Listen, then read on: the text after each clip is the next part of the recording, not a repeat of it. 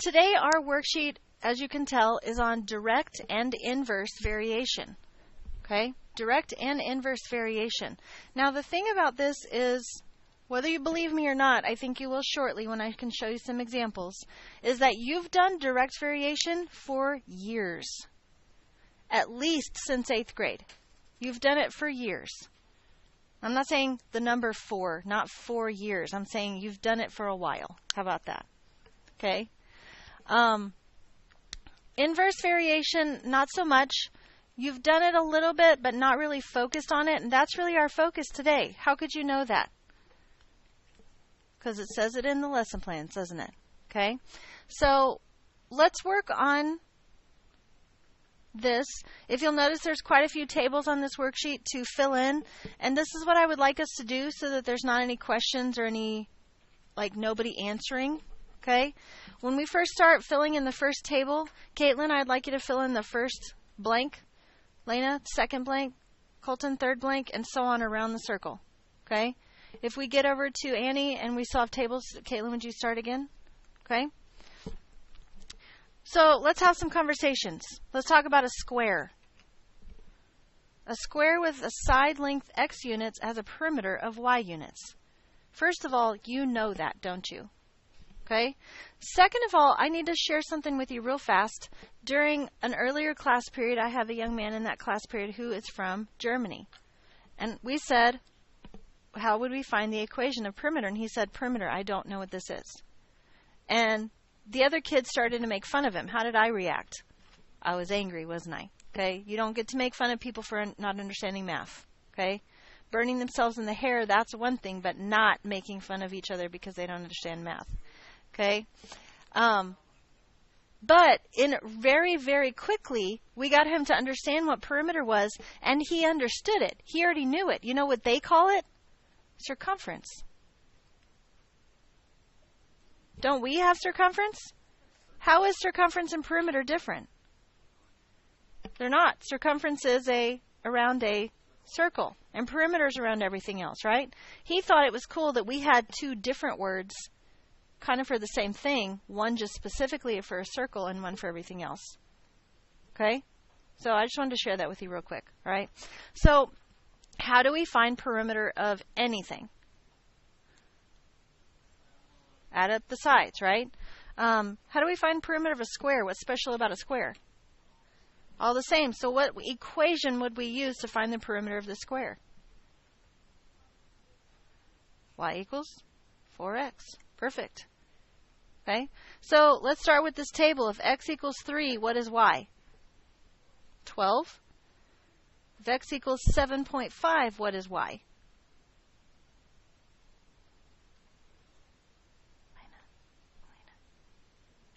37? Are you sure? No? 30? Okay. If x is 9.5, what is y? 47? Are you sure? 38. That's all right. Are you okay with that one? So some of you are looking at me like this right now. Seriously, Miss Kaysen? That was so simple. And my answer is, I know. Let's go to number 2. A rectangle with a length of x units and a width of y units has an area of 60 units squared. How do we find area? So in this particular case, x times y equals 60. But, wait, is there anything wrong with that? No, not at all, is there? How do we normally write our equations? Yeah, y equals, right? Would it be hard for us to solve this equation for y? How would I do that? Well, it's one of those two. It's either divide by x or minus x. Which one is it? It's divide, right? Because the x is multiplying by the y, so we have to do the inverse operation of that. So if I divided both sides by x, I would get y equals 60 over x. Does that make sense? Okay? So if x is 4, what is y in this case? 15. Let me ask you this real quick. Did you use this equation or did you use this equation? First of all, does it matter? No, because they're the same equation, just in a different form, right? But if we're trying to solve for y, wouldn't it seem more clear to use this equation? Okay. So if x is 8, what is y?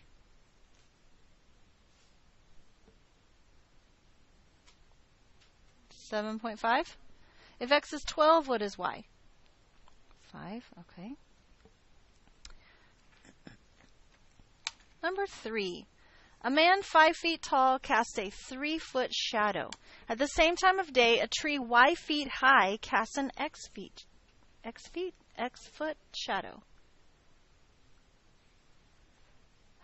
How are we going to figure out the equation for this?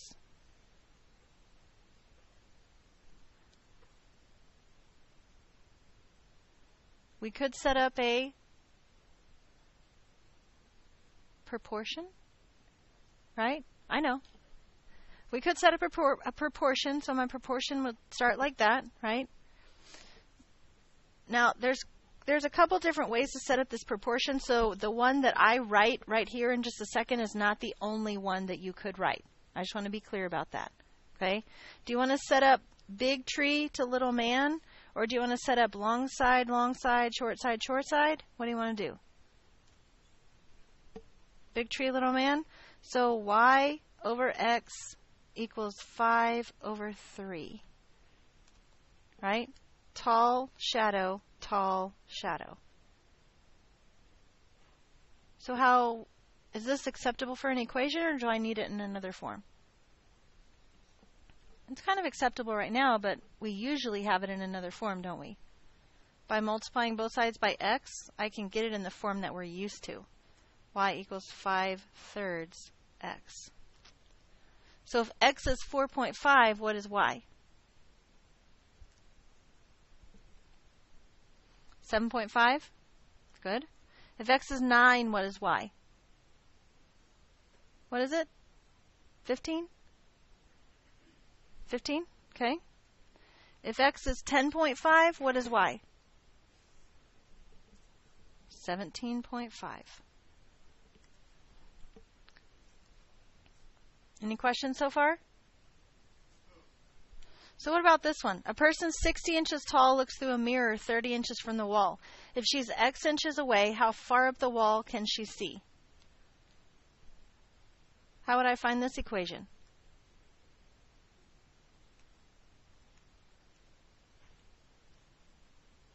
I could set up another proportion.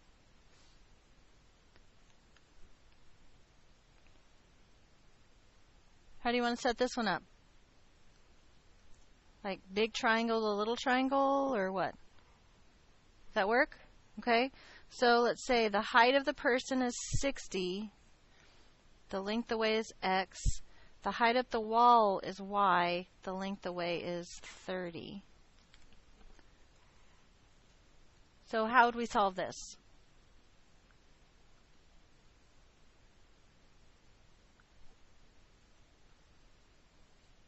So there was a discussion, we'll call it a discussion, because one person last period wanted to multiply both sides by 30 to get the y by itself, and one person last period wanted to cross multiply to solve for y. If we cross multiplied, what would we get? Yes, xy equals 1800, right? What would you get if you multiplied both sides by 30?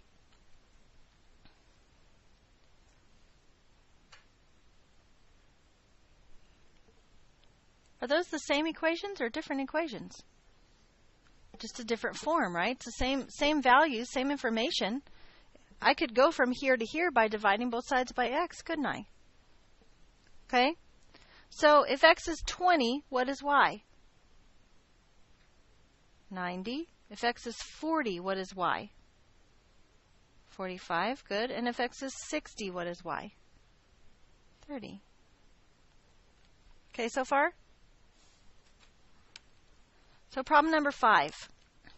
For X people to travel, the cost Y in dollars for renting a bus at $7.50 per person. What kind of equation are we going to have here?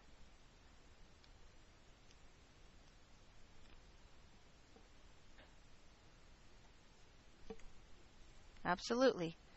750x. We also had a discussion about this one. We had to, because one person wrote down y equals 7.5x. It's the same thing, isn't it? This one's just specifically really like in money form. Okay? So if x is 10, what is y? 75. If x is 25, what is y? Good. 187.5. And if x is 30, what is y? Very good. 225. Okay? I know it just seems like we're just doing a bunch of problems with no focus right now, but give me just one more problem and I think you'll see it. Okay? Number 6, the bus will cost $180 to rent. If X people ride, how much will it cost per person? Why?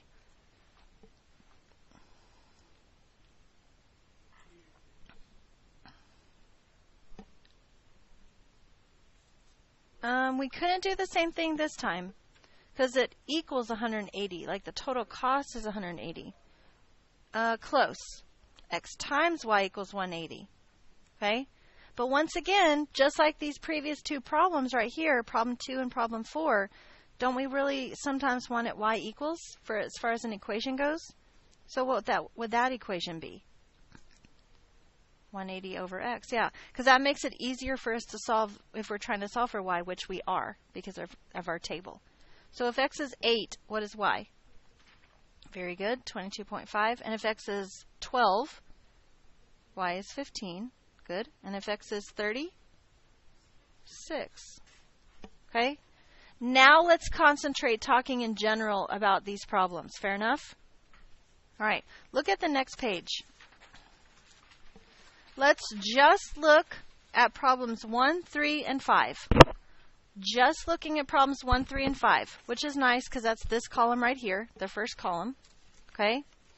If we're just looking at problems 1, 3, and 5, help me fill in these words about the tables. If x blanks, then y blanks. What's happening in the tables to x and what's happening in the tables to the y's?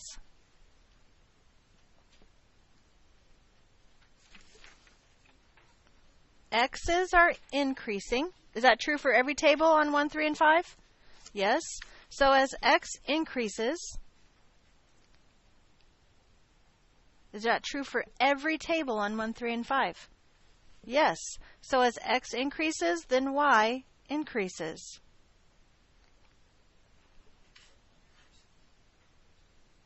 No, I just like one of these. Sorry, I'm sorry. It looks like here. Is that better? Okay. Look at the relationships. Kind of by looking at the table and the equation, but maybe a little bit more of the equation. X and y have a constant what?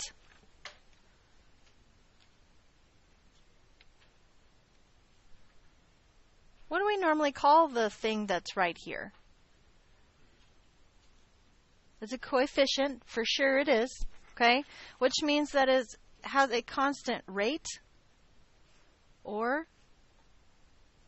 ratio. Now I hope that this word gives you a clue to the word I was trying to get you to think of a second ago.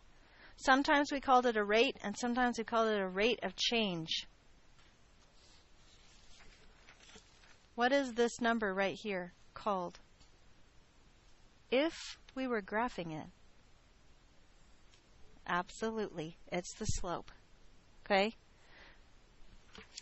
So then let's talk specifically about the equations. What do they all three look like? Y equals. What's next after the equals? The rate and then x. So we're going to call that a k. Y equals kx. Now, the funny part is that this stands for the constant, and I can spell most of the time. And I know that constant does not have a k, but apparently somebody didn't. So we're just going to go with it, okay? So y equals kx. Now, a second ago, what did we call that k? The rate or the, what'd you say? The rate of change, which is also the slope, right? Okay? So you may not have ever seen it in this form, y equals kx. What have you seen it in? Y equals mx, right? Plus b. We're talking specifically about direct variation. Direct variation goes through the origin, so our b would have to be 0. So that's why we have just y equals kx right now. Fair enough? But have you done this before? For a while? Oh, so kind of like I said at the beginning. Yes. Okay. What is this called again? What's the term to describe it?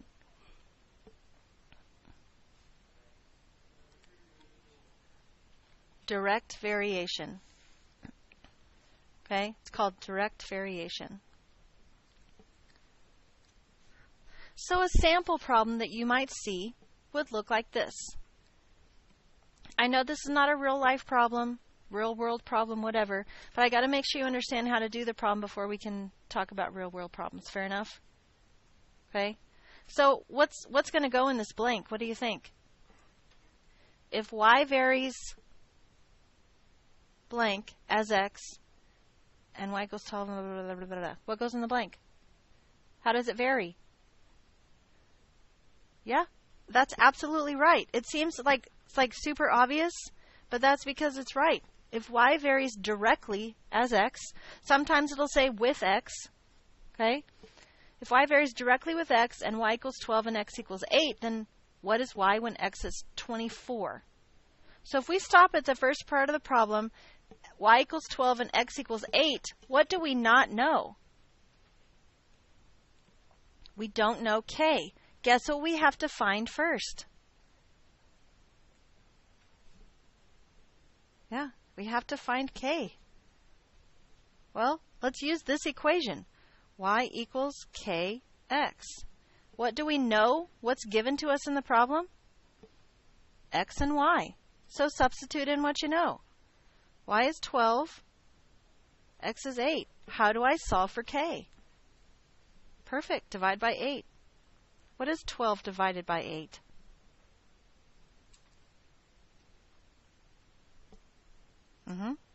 Very good. 1.5. Now that I know k, look at the rest of the problem. What is y when x is 24? Now I kind of start over again. But this time, I'm trying to find y. I know k, I just solved for it. So I start here again, y equals kx, but this time, what do I know? We know k, and we know x. So to solve for y, all I have to do is multiply 1.5 times 24. What is 1.5 times 24? 36. That is my answer. Questions? Does that seem simple enough? Good. So let's look at the second column. What do problems 2, 4, and 6 have in common? First, look back at their tables. What do you notice about their tables? As x increases, y decreases.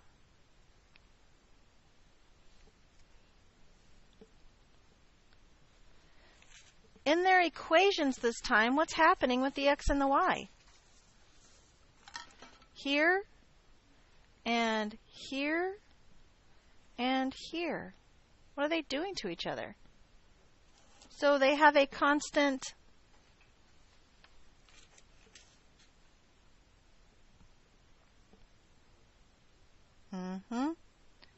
Very good. Very good. A constant product.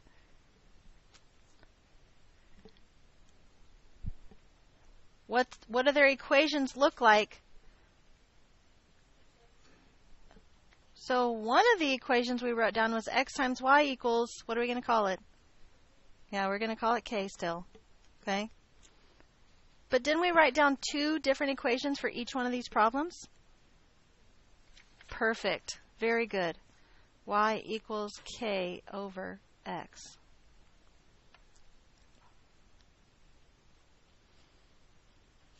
Any questions? So what's this one called?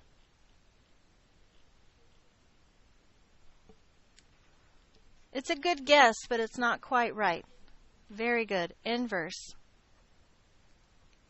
Indirect is a good guess because if we have direct, it seems obvious that we would have indirect, right?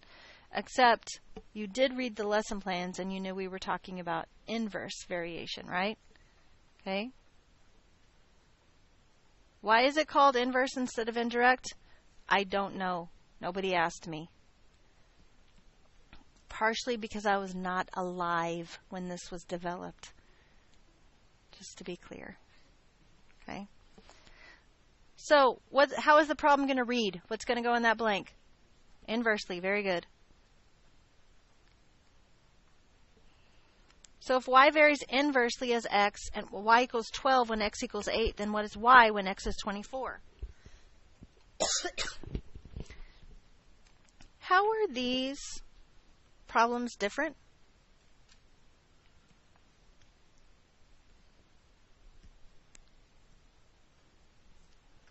You're right, only one word. There's only one word different in these two problems, isn't there? Does it really make that dramatic of a difference? We'll see. Guess what we get to do first? Yeah, we have to find k. Find k. This time, which one do we want to use? Wouldn't it make sense to find k using the equation that solved for k? Okay, so k equals x, y. I know that y is 12. That's supposed to be an equal. I don't know what it actually looks like. I know that x equals 8 and y equals 12. What is 8 times 12? So k equals, why did I write, what does that even mean? What'd you say, 96? Okay. So is it really going to make that dramatic of a difference? Oh, yeah. Right? So guess what we have to find next? Yeah, it's asking us to find y. That's what we find next. After we find k, we find y. We start over, though. But if we're trying to find y, shouldn't we use this one? But are they any different? Just solve for a different variable, right? Y equals k over x. I know that k is 96. Do I know x? Yeah, it's 24, right? So in the problem. What is 96 divided by 24? 4. Knowing what we know about definition of direct variation versus inverse variation, if I know that x is 24, does it make sense that y is 36? Because as my x's increase, my y's should increase. Does it make sense that x is 24 and y is 4? Because as x's increase, y should decrease based on the ones we had already. Okay? These are your questions for homework tonight, 1 through 10. I would like to please caution you when you do problems 1 through 4, and don't jump to conclusions. It's fine to write an intelligent answer. It's not okay to jump to conclusions. And this is what I mean. If I look at this table, problem number 1, as x's are increasing, what is happening to the y's? They are decreasing. So what is your first instinct that this might be? Inverse. But inverse functions also have to have a common product. That means x times y have to equal, well, in this case, they equal 440. X times y, what is 5 times 88? 440. Whoops. And what's 8 times 55? 440. Do they have a constant product? Then is it truly inverse? Yes, and you can be confident about that, right? What about number 2? As x is increasing, what's happening to y? It's decreasing, so your first instinct is inverse. Inverses have to have a constant product. 4 times 11 is 44. 5 times 10 is not 44, is it? It's 50. And in fact, 8 times 7 is 56. It's not a constant product at all. So what is this? What kind of variation is this? Yeah, I don't know. It might be a variation. It might not. But I know it's not direct or inverse. So in this case, it's neither direct nor inverse. Does that make sense? Okay, so keep that in mind when you do problems 3 and 4. Problems 5 through 10 are like these two samples that I gave you on the bottom of the previous page. Okay, do you have any questions about this?